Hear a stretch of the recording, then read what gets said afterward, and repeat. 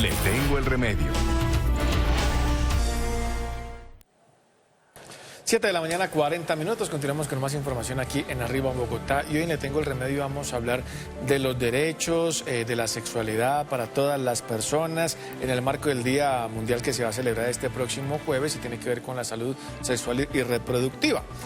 Doctora Ángeli Casteblanco, psicóloga de la Cruz Roja, nos va a entregar toda la información y nos va a contar sobre estos derechos, también si hay deberes, la que sabe es usted. Bienvenida, buenos días, ¿cómo le va? Buenos días, Lina y Aníbal, muchas gracias por la invitación. Bueno, lo primero, ¿cierto? Para hablar de salud sexual y reproductiva es importante empezar a desmitificar eso de la sexualidad, ¿cierto? Porque regularmente nosotros tendemos a relacionar la sexualidad solo con el ejercicio de tener relaciones sexuales y no es solo eso, va muchísimo más allá. Cuando hablamos de sexualidad, hablamos de los derechos sexuales y reproductivos que tenemos todas las personas solo por el hecho de nacer, ¿cierto? Frente a eso es bien importante mencionar, en Colombia tenemos entonces unos derechos sexuales y reproductivos fundamentales, es decir, que están basados en la Constitución Política del 91. Y por ende, como tú le decías, todos somos además responsables no solo de ejercer nuestro derecho, sino también de respetar el derecho de las otras personas, ¿no? Mencionar además que cuando hablamos de derechos sexuales hablamos de el derecho que tengo sobre mi sexualidad, ¿cierto? La autonomía, ¿sí? De tomar decisiones sobre mi cuerpo, sobre con quién tengo o no estas interacciones sexuales. Y frente a los derechos reproductivos empezamos a hablar especialmente sobre el derecho a decidir, por ejemplo, si quiero o no tener hijos, ¿sí? O cuándo los quiero tener, o cada cuánto los quiero tener, ¿cierto? Por ejemplo. Entonces, bien importante, en derechos sexuales sobre la autonomía del cuerpo y frente a los reproductivos también, frente al derecho a elegir, digamos que es lo más importante. Perdón, ahí interrumpo un segundito. Y el deber es respetar el derecho del otro. Totalmente. El deber es respetar las decisiones del otro. Por ejemplo, en Colombia pasa algo particular y es que culturalmente como que no está bien visto que una mujer decida no tener hijos, ¿cierto?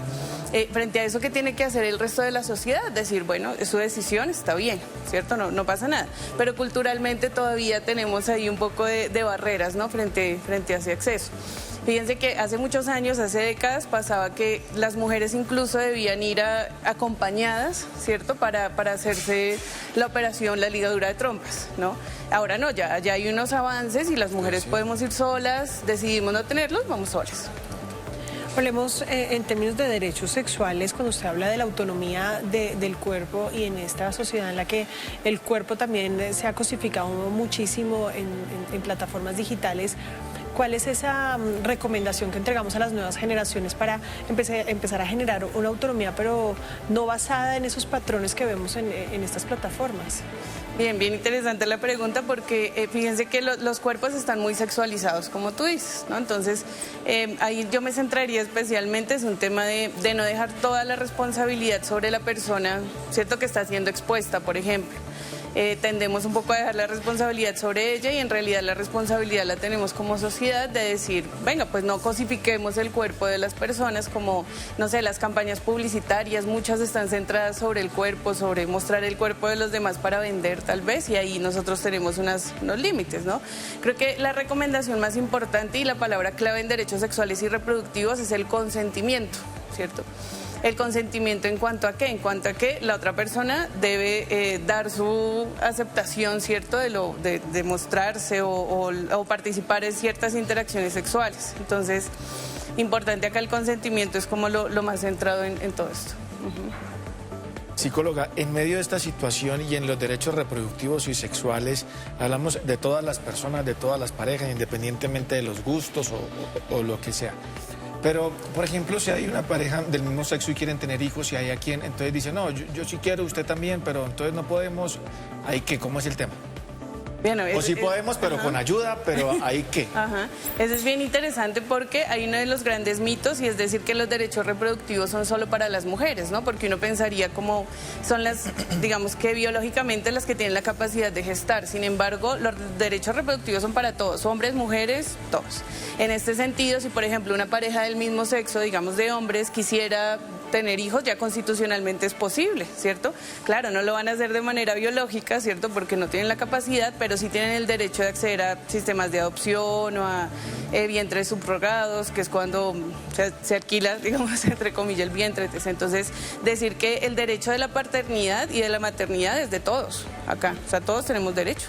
Y por ejemplo, si hay un hombre solo, o sea, que no tenga pareja, no puede, también tiene los derechos de ir a adoptar él solo como solo papá. Totalmente, sí. En Colombia ya es posible a través de... Y lo mismo pues la mujer, o sea. Sí, lo mismo la mujer, exactamente. En Colombia ya es posible, ya es un derecho constitucional. Lo hacen a través de esto que les mencionaba del vientre subrogado, ¿cierto? Que es cuando alquilan legalmente, ¿cierto? El derecho, ¿no? El vientre para tener, pero sí lo pueden hacer, claro. Sin duda, en nuestro país se ha evolucionado muchísimo en términos de los derechos sexuales y reproductivos, pero como estamos comparándonos con otras naciones, en términos de acceso a la información, de acceso a la educación, mucho se habló con mucha polémica sobre una cartilla que hablaba de sexualidad en colegios, por ejemplo.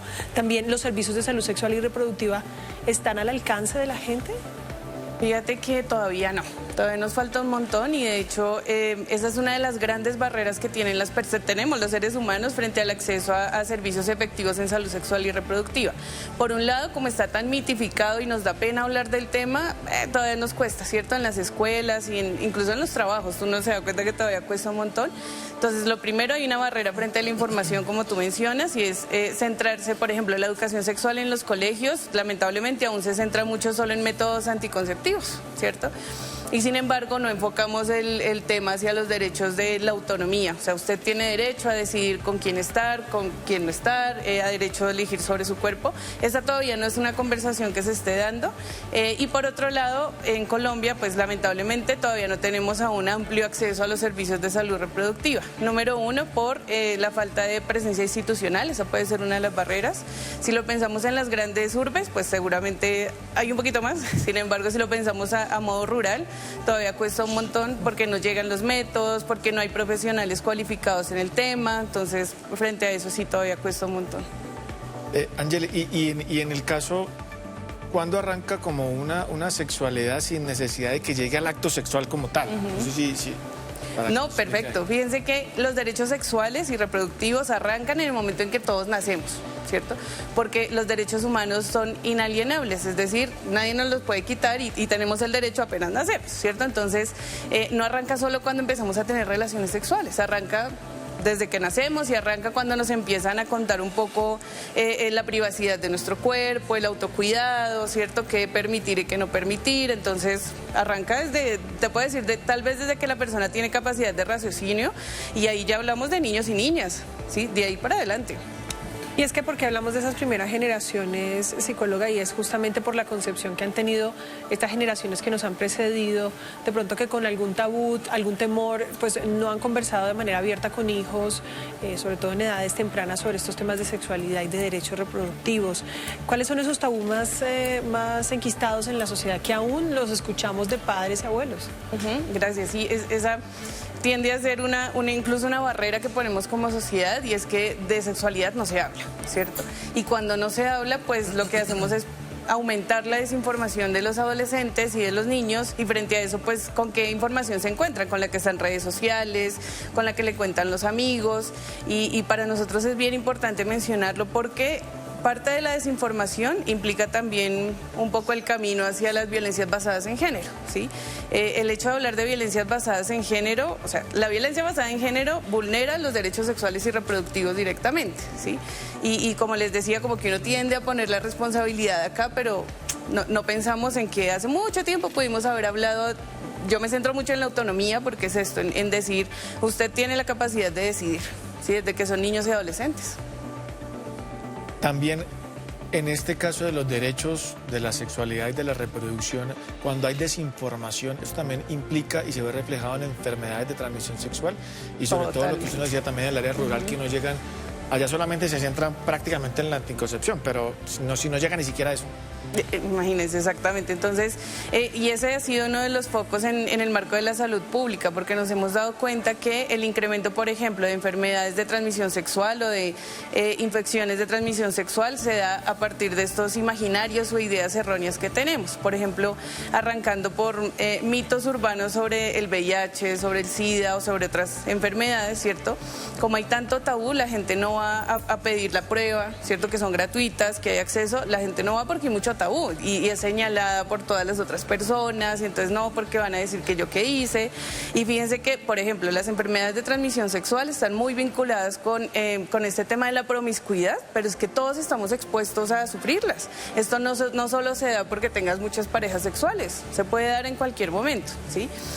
Y frente a eso también, claramente frente al acceso, como no hay una buena información, por ejemplo, en métodos anticonceptivos pasa algo todavía muy particular, y es que las personas empiezan a usar métodos, digamos que poco ortodoxos, ¿sí? No los que están cualificados, sino que se tome el acetaminofén, la cerveza, la no sé qué, sí, en métodos de planificación, porque como no hay información, le pregunta a la amiga y la amiga es la que le dice qué usar, ¿no? Para cerrar, quiero pedirle que centre sus recomendaciones para hablar de la autonomía, especialmente en los niños. Hemos tenido un año horrible de niños vulnerados, de noticias muy trágicas que es difícil que nos esté pasando, y es allí donde hay que reforzar también ese concepto de autonomía para que ese niño pueda alzar la mano, hablar más rápido, identificar de pronto alguna circunstancia que vea que probablemente se está vulnerando esa autonomía de su cuerpo, de su distancia, de su privacidad. ¿Cuál sería esa recomendación que le entregamos a cuidados padres de familia? Gracias. La primera recomendación es hablarlo de manera franca con los niños y las niñas, sin tabús. O sea, si no es posible para nosotros, busquemos ayuda en el colegio, en otro profesional.